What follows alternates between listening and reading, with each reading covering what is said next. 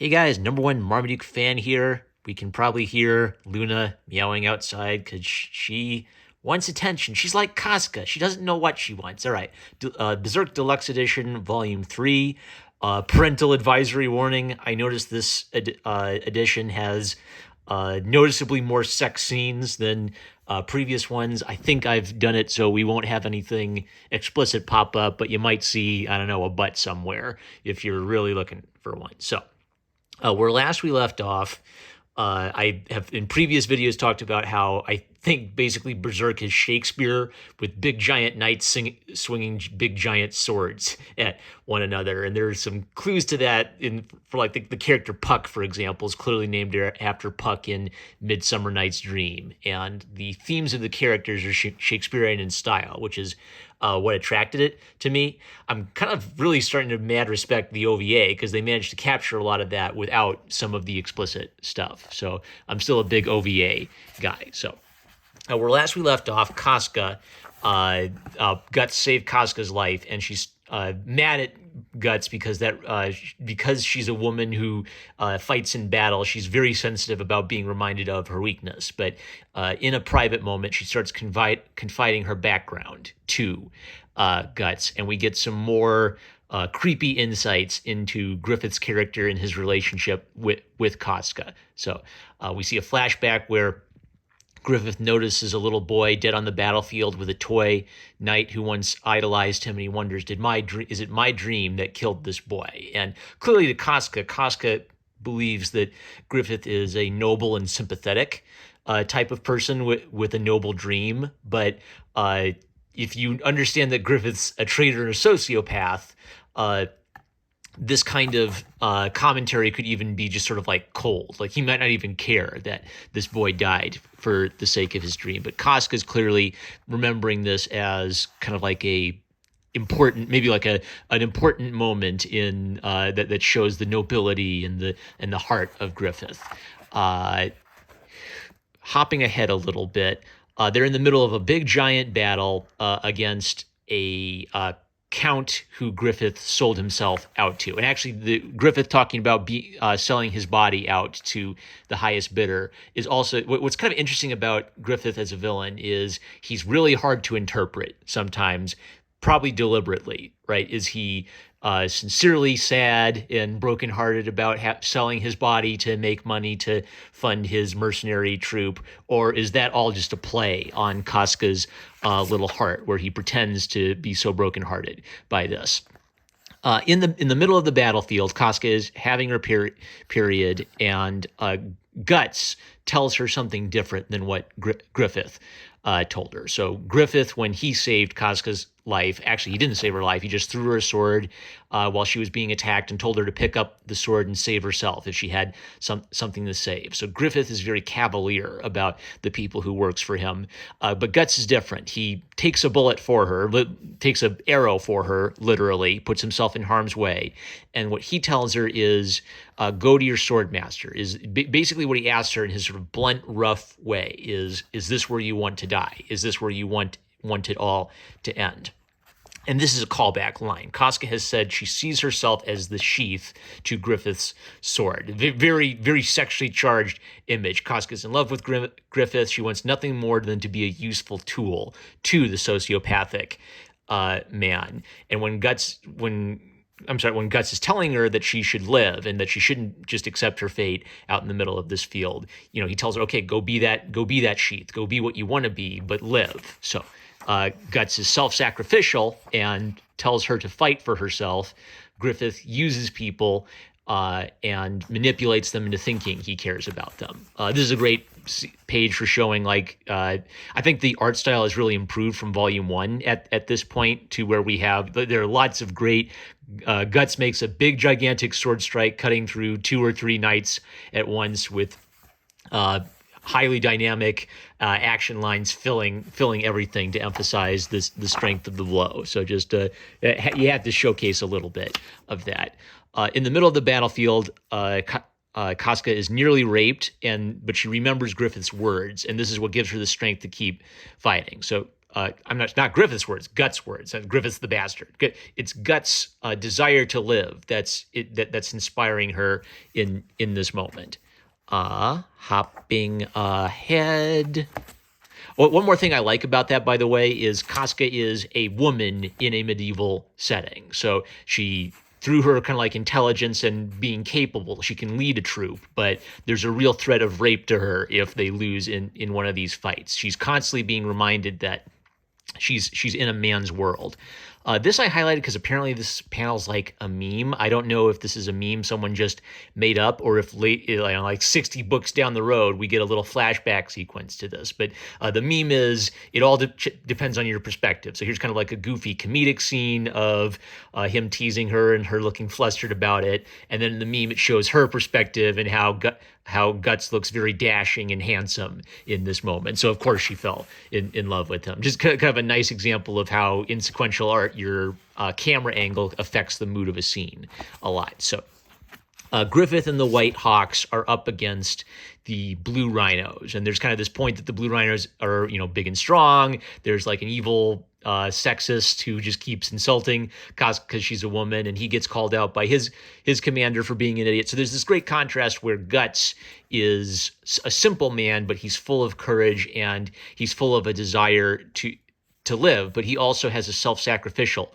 spirit for his friends. In contrast to that, they're the scurrilous cowards who will do sneaky tricks and crawl away from the battle defeated. We get a whole basically setup where I don't remember his name, but the nasty old count who bought Griffith, basically we find out that he's in love with Griffith. So he's a gay old man. He's fallen head over heels in love with Griffith, and he wants nothing more than to capture Griffith and make him his little boy wife. So that's what's being set up. When Griffith encounters this old guy on the battlefield, the old guy's really pathetic. Like he's just begging him to come back and be with him again. And Griffith says, "I have no feelings for you. It's like you don't even exist to me. I don't even hate you." What's interesting about this is if we recall earlier when Griffith was crying big crocodile tears about, "Oh no, I sold my body to fund my dream." That made it seem like he was really traumatized by this event. So again, Griffith, the evil sociopath, is hard to read. Does he really feel this way? And this is actually like he's sincerely, sociopathically, just does not care about this dude, in which case he was lying earlier, or is he traumatized by it, and is this just a mask that he puts on to make himself seem intimidating and untouchable? Griffith doesn't let anybody in to his inner psyche. After the war is done, back at the castle, Griffith's up to his political shenanigans and assassinating she's not the princess's biological mother. She's the king's new young wife, and she hates him. So he's got to get rid of all of his political enemies, and of course he burns a lot of servants alive too. So there's absolutely no plot twist coming. We know Griffith is evil. All right, it's not a surprise that Griffith is evil. We know that we in the audience know that Griffith's an evil bastard. Meanwhile, though, members of the Band of the Hawk are kind of talking about their goals and motivations. And what's interesting is that they're believable as simple men. They have simple goals and dreams. I want to have a wife. I want to make a little money and own a merchant shop. This Griffith guy, he seems really cool and like he's got big plans, but they're kind of too simple to understand the politics of what's going on around them. So they just devote themselves to the big strong leader guy that they see. Judo is kind of interesting because he's been a jack of all trades. He's pretty smart. He's a pretty good fighter, but he's not the best fighter. He's not the smartest tactician. So he's just attached himself to this group because this Griffith seems to be the kind of leader who can actually achieve something big with his life. And Judo attaches himself without giving much deep thought to that. They don't really know what Griffith is up to in the end. Guts finally has enough of being just Griffith's sword. So he decides he wants to leave the band and go out on his own, and Griffith won't have it. He would rather kill Guts than let Guts be free from his control. And what Griffith realizes in the course of the fight is that Guts is literally prepared to die in this fight in order to achieve his freedom. Griffith is perfectly willing to kill Guts, but at the last second, Guts cuts through his sword and spares Griffith. So, of the two of them, Griffith is ruthless. Guts, who considers Griffith his friend, has become the better swordsman. Earlier, we established that Griffith was the better swordsman, so Guts has become a stronger man. He's become a better man than the man he was originally under. So he's ready to strike out on his own and be a free man. This is kind of interesting because I don't think this was in the OVA. Guts encounters the Skull Knight in the woods, and the Skull Knight, in kind of like Shakespearean prose, foreshadows that a great evil bad thing is on the horizon in cryptic language. Again, it's sort of like how Romeo and Juliet opens with you being told they're star-crossed lovers. A lot of the drama doesn't come from there being a surprise twist. Oh no, I didn't see that coming. A lot of the drama comes from, we know that Griffith's betrayal is coming. We know that something really, really bad is coming, but we don't know precisely what yet. So Guts is literally getting phantom apparitions warning him that a great evil thing is on the horizon. So first big sex scene, Griffith sneaks in by night to the princess's quarters and sexually assaults her. He uses some, flowery, debonair one-liners to seduce her. So he is.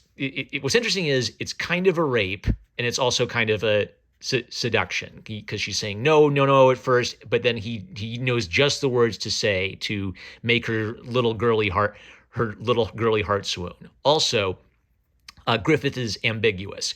Is he making a mistake, or is this calculated? I interpret this as Griffith making a mistake, which is interesting because it kind of humanizes him. He's this big intellectual guy with a big dream and, long flowing silver hair that makes him look like a man who's born to be king. But when Guts leaves him, I think it breaks him down. He doesn't know how to deal with it. So he makes a really dumb mistake that basically blows up his political ambitions.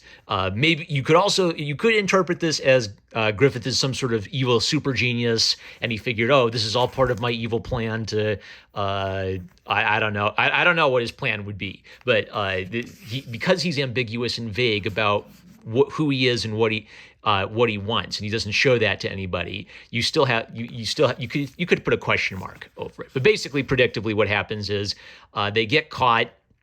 And the king is absolutely furious that Griffith has deflowered his daughter, and furiously whips him and makes a kind of grand speech about, that was the one little nice thing I had in my life, was my daughter. I have all of this weight of the war weighing down on me, and look what you took away. Look at what you took away from me. You took away my warmth and my innocence. And then Griffith just asked the question, I'd rather, and then Griffith says that it had been you. So what he's suggesting is he thinks the king wants to sleep with his own daughter. Again, there's a sort of satanic subtlety to what Griffith does. Has he given his soul to the devil, so he has mind control powers or something? That nothing's quite like that. It could just be as simple as maybe Griffith is making a guess. He's guessing that underneath the king's, noble, charitable exterior, there's this dark, even the art kind of suggests this, the noble exterior, the hidden, creepy, evil, perverted desires. And Griffith's just guessing that this is something that the king wants and taking a stab at it. Maybe he's trying to plant the idea in the king's head and see what happens. But ultimately, whatever Griffith is up to, whether he has satanic mind control powers or not, it works. The king, kind of flustered by this conversation, creeps up on his daughter and sexually assaults her, and some of that is shown. She kicks her father. I'm not going to show any of this because it's gross, but she kicks her father in the face, and he kind of stumbles away, bleeding and defeated. So, in contrast to the king's image of himself, this noble, self-sacrificing, caring father, Griffith, the satanic figure, brings out the worst in the king and shows kind of his evil, sinful, hidden desires that he doesn't want anyone to see. So Griffith is getting himself tortured for many, many years, and Guts is traveling the world. There's this. By the way, I like how there's a little humor and comic. We actually need comic relief because a lot of this stuff is so depressing and dark. So there's a tournament, and a mysterious fellow comes from what's clearly an Arabic land of Silat, and he uses cool, crazy weapons. And Guts, of course, fights fights Salat, and what's kind of neat about it is Salat is a different type of villain. Guts is used to fighting big, strong dudes with giant swords, and Salat fancies himself a weapons master who has, learned all kinds of obscure and strange weapons fighting styles. So when Guts shows up and looks like a big dumb idiot, Salat thinks he's got it handled, but Guts trounces even a skilled fighter like Salat. So Guts isn't just a big strong guy; he's trained for years and years to gain skills, and so it gets funnier and funnier as Salat gets kicked around by Guts, basically. When Guts has a conversation where he basically admits, I tried living out in the woods in a while and I couldn't find any, great hidden answers to what the meaning of my life is. And maybe I am just a guy who's meant to swing a sword after all. So he comes back to the group and he finds Casca in charge. And she's basically accepted all the burdens of leading a male group of mercenaries as they've basically been betrayed by Griffith and have lost all of their political power and aspirations thanks to Griffith couldn't keep his pants on, and that screwed it up for everybody. So Casca is mad as a hornet. This is her most tsundere scene, but it actually makes a lot of sense for her character. She had these mixed up feelings about both Griffith and Guts. She's kind of in love with two men at the same time, and she's angry at Guts for leaving, and Guts leaving has coincided with the band falling apart. So in a fury, she draws her sword and swings it at Griffith. Griffith and Guts, I keep mixing that. So in a fury, Casca draws her sword and swings it at Guts, telling him to defend herself. He kind of doesn't take her seriously at first, and she's broken down and tired. And again, as she's about to fall over, Guts saves her again. So she's mixed up. She kind of loves Guts. She's kind of mad at Guts because he's so simplistic and rough. She doesn't know if she loves Guts or loves Griffith, so she's a giant bundle of confused emotions. And Guts offers her kind of like this simple, even though he's rough, he does have this simple goodness to him, and he has this willingness to protect her, and he cares about her life. He wants her to care about her life. He cares about her life in his own stupid way. So when he saves her, this is basically the last thing that she needs to have like her tsundere love-hate of him break down. And it actually is kind of interesting because she says, though I feel like I want to kill him, that aspect of him, she falls in love with that. So they have sex, right? Lots and lots of sex. But the sex scene connects directly to Guts' character problem. His character problem is that since childhood, he was sexually assaulted, and so closeness is rough for him. So while having sex with Casca, he has a flashback to his childhood and being assaulted, and he nearly kills her. And then he breaks down and he kind of like mumbles out what happened to him. And Casca doesn't even get like the whole story. He doesn't like sit down and tell the whole story. Casca basically gets just enough pieces to kind of get an idea of what must have happened to him as a kid.